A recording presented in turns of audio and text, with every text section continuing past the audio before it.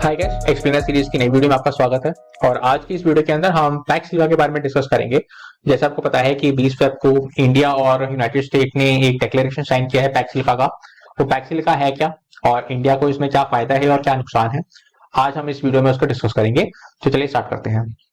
सबसे पहले देखिए पैक्स लीगा है क्या। PACS Liga department of state है, अमेरिका का एक डिपार्टमेंट है, अमेरिकन गवर्नमेंट का एक डिपार्टमेंट है, जो उसका एक प्रोग्राम है। बेसिकली आपको पता है कि भाई आने वाले टाइम पे जो आर्टिफिशियल इंटेलिजेंस है और आर्टिफिशियल इंटेलिजेंस से रिलेटेड जो इंफ्रास्ट्रक्चर है, जो टेक्नोलॉजी है, वो जरूरी होने वाली है किसी भी कंट्री के एडवांसमेंट के लिए। जेकब हेलबर्ग हैं जो जिन्होंने इस टैक्स लीगा की मीटिंग को सबसे पहले कन्वीन किया था।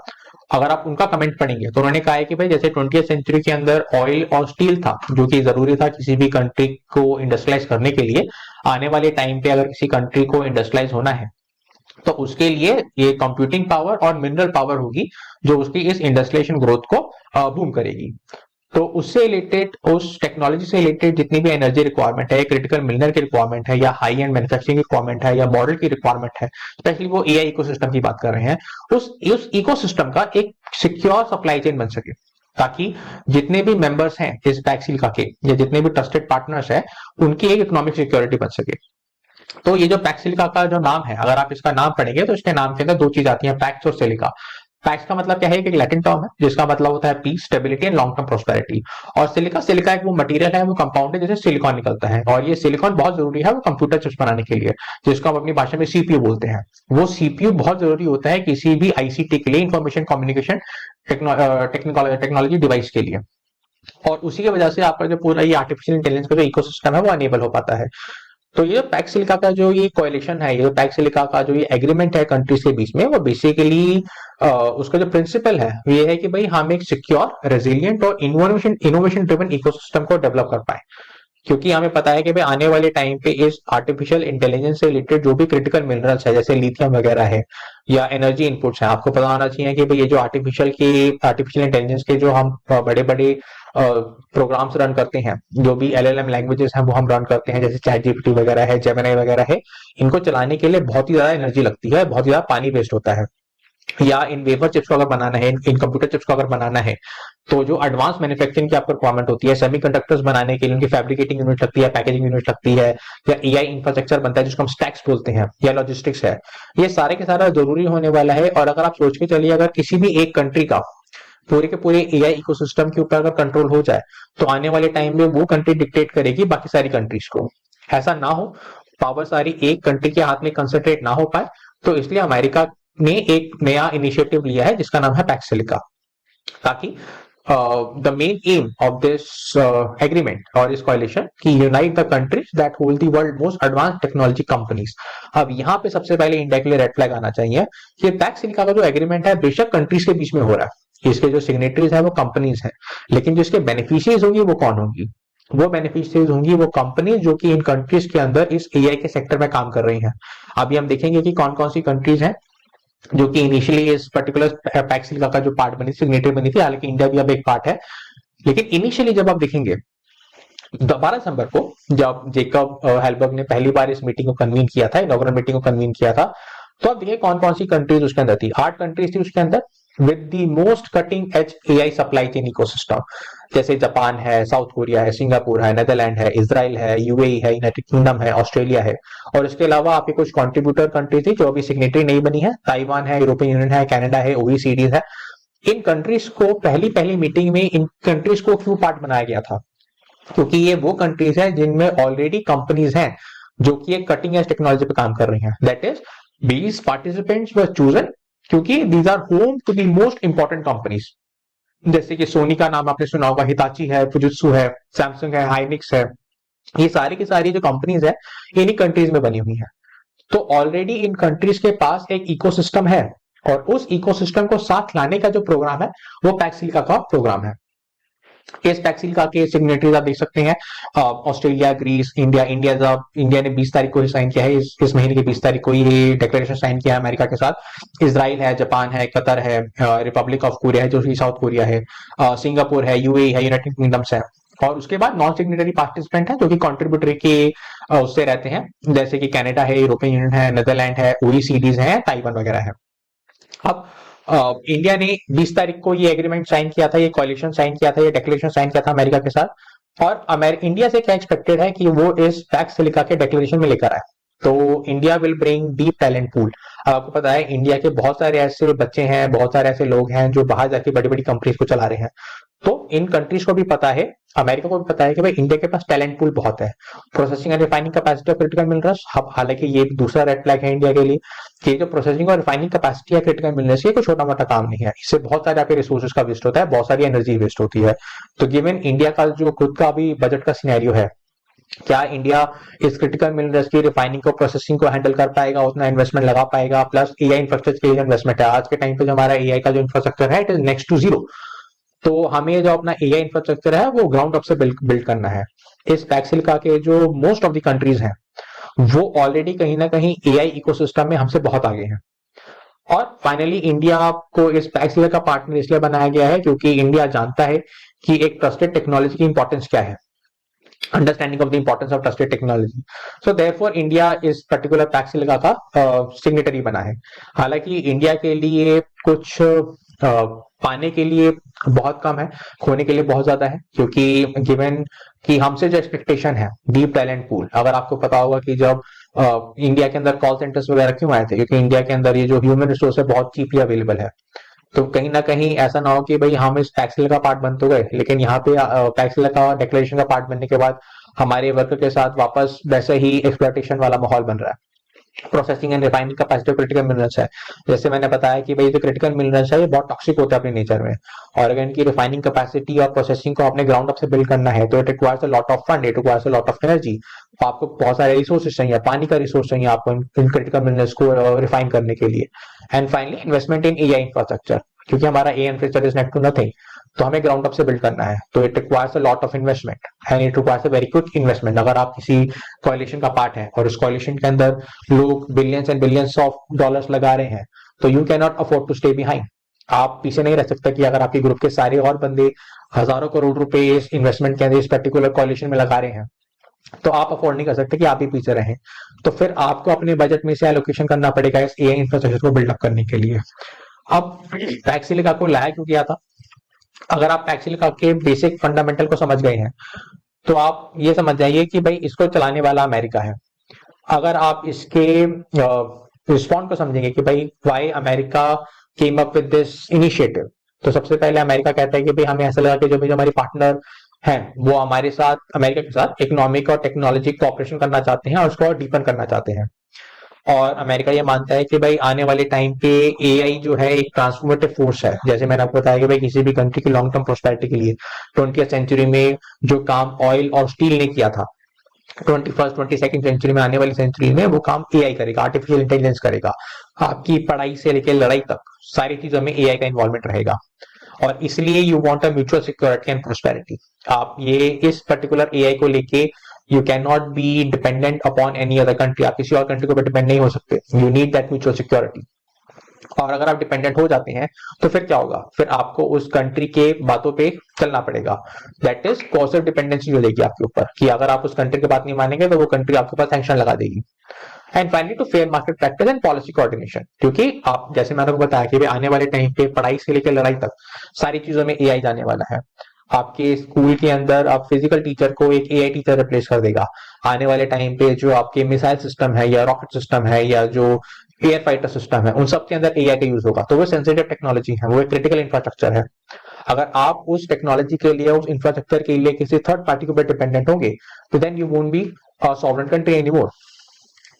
तो जो मेंबर्स इस पैक्सिलिका के जो मेंबर्स इस पैक्सिलिका में साइन करेंगे, अब उनसे क्या एक्सपेक्टेशन है कि भाई हम क्या उम्मीद करते हैं कि आप एक टेबल पे क्या लेकर आए। तो सबसे पहले jointly address AI supply chain opportunities and vulnerabilities, जैसे कि क्रिटिकल मिनरल्स है, सेमीकंडक्टर डिजाइन है, फैब्रिकेशन पैकेजिंग है। बेसिकली एआई सप्लाई चेन को मेंटेन करने के लिए जो भी इंपॉर्टेंट चीजें हैं हम उनको जॉइंटली आके एड्रेस करें। उसके बाद जॉइंट वेंचर्स करें, स्ट्रेटेजिक को इन्वेस्टमेंट अपॉर्चुनिटीज करें। इंडिया जापान मिलकर कोई एआई में काम करे, इंडिया साउथ कोरिया मिलकर किसी एरिया में काम करे, जापान साउथ कोरिया कोई मशीन बनाने में काम करे, जिससे कि ये छोटे लेवल पे वेफर चिप्स वगैरह बन सके। सेंसिटिव टेक्नोलॉजीज और क्रिटिकल इंफ्रास्ट्रक्चर को बनाना भी और बचाना भी। और एक ट्रस्टेड टेक्नोलॉजी इकोसिस्टम बनाना, जैसे आईसीटी सिस्टम है, इंफॉर्मेशन एंड कम्युनिकेशन टेक्नोलॉजीज वगैरह है, फाइबर ऑप्टिक केबल्स है। आपके घर में जो आज के टाइम पे जो फाइबर ऑप्टिक लगी है वो भी इस एआई का ही पार्ट है। डाटा सेंटर्स को बनाना, जिसको लेके इंडिया में बड़ी बातें हो रही है कि भाई इंडिया में आके आप डाटा सेंटर सेटअप कीजिए, मॉडल्स एंड एप्लीकेशंस को बनाना जिसके बेसिस पे आप एआई स्टैक्स बना सके। तो आप देख सकते हैं कि ओवरऑल ये जो टैक्स सिलिका का जो पार्ट है बहुत ऊपर ऊपर से तो काफी अच्छा है देखने के लिए, लेकिन India being a part of this tax silica, India के लिए बहुत सारी चीजें हैं जो कि which can turn into a slippery slope, जहां पे इंडिया ने अगर ठीक से स्टेप नहीं किया तो इंडिया के लिए ये चीज बहुत ही बुरी हो सकती है। अब इस टैक्स सिलिका का एक अच्छा कदम मान लीजिए अमेरिका की तरफ से कि एक एज एआई पैकेज है। बेसिकली क्या है, ये 200 मिलियन डॉलर का एक फंड है जो कि स्मार्टफोन बेचने के लिए बनाया गया है। अब ये स्मार्टफोन है क्या, आपको पता है? अच्छा, इसको समझने से पहले सबसे पहले हम इंडो पैसिफिक समझते हैं कि भाई इंडो पैसिफिक क्या है। आपकी इंडियन ओशन से लेके पैसिफिक ओशन के बीच में जितना भी मैरीटाइम रीजन आता है, जो भी एरिया आता है Indo Indian Pacific Pacific ocean के बीच में, आप देख सकते हैं उसके अंदर आपकी एशिया की कंट्रीज आती हैं, साउथ कोरिया आता है, ऑस्ट्रेलिया आता है, इंडिया आता है। आप देख पा रहे हैं कि भाई ये जो एरिया है इसको इंडो पैसिफिक रीजन बोलते हैं। अब ये जो इंडो पैसिफिक का जो टर्म है ये 1920 के अंदर पहली बार यूज हुआ था, और इसको ज्यादातर जो यूज करता है वो अमेरिका यूज करता है।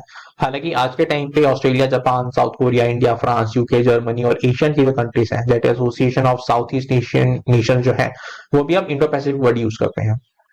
तो ये global strategic point of view से बहुत इंपॉर्टेंट रीजन है।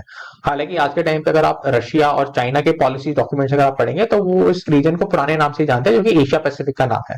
अब अमेरिका को इस पर्टिकुलर कॉन्सेप्ट को, इंडिया पैसिफिक कॉन्सेप्ट को प्रमोट करने का जो मेजर रीजन था वो था कि भाई इस एरिया में चाइना का डोमिनेंस बढ़ता जा रहा है।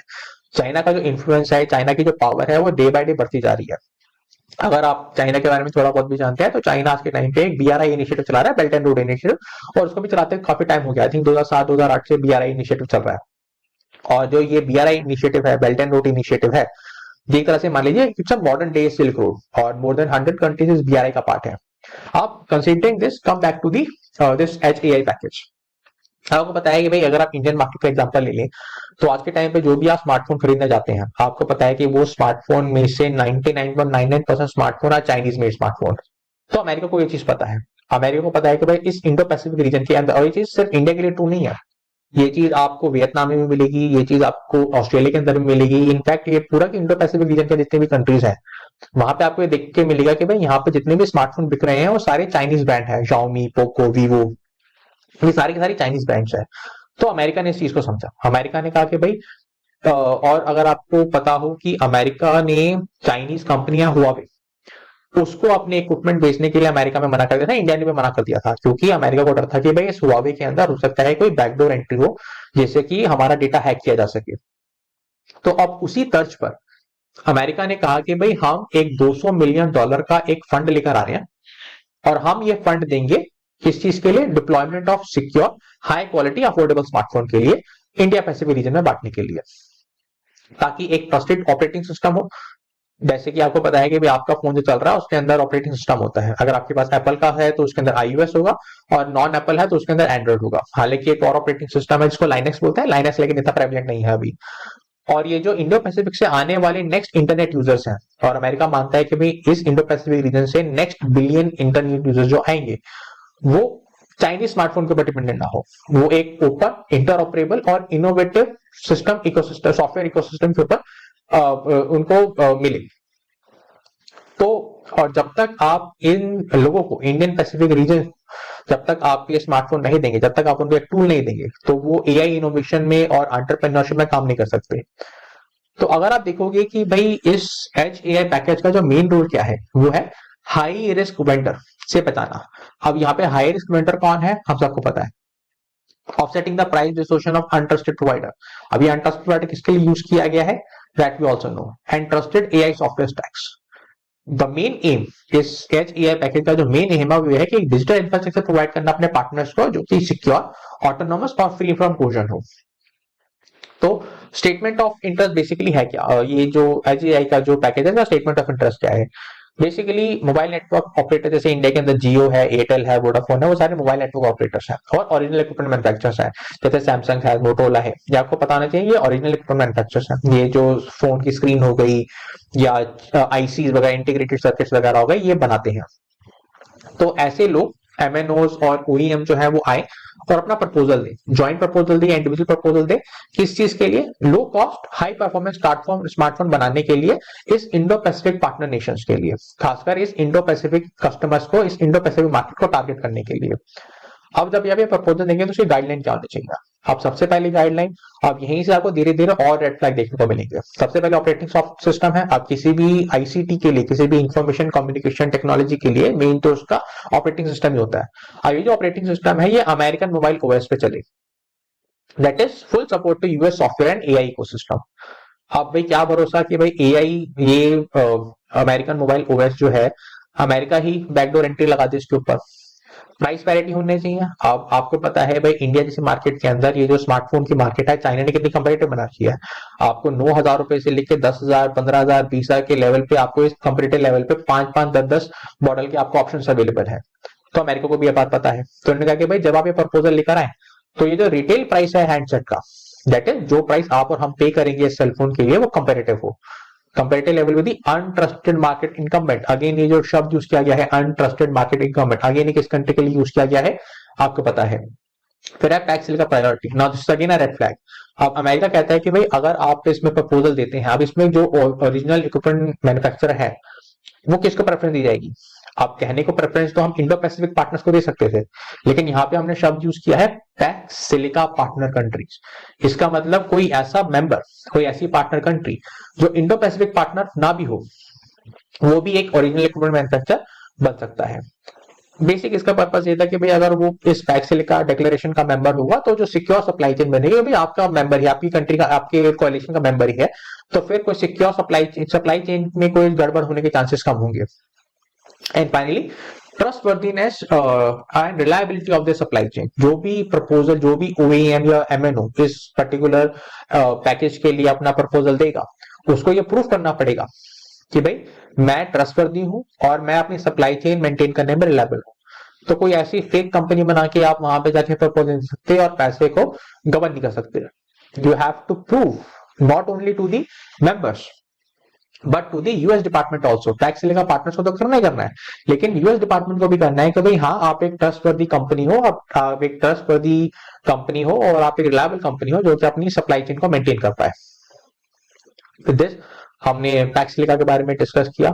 आपको ये वीडियो कैसे लगी, please tell me in the comments. If you like it, please like and subscribe to my channel. Thank you so much for watching.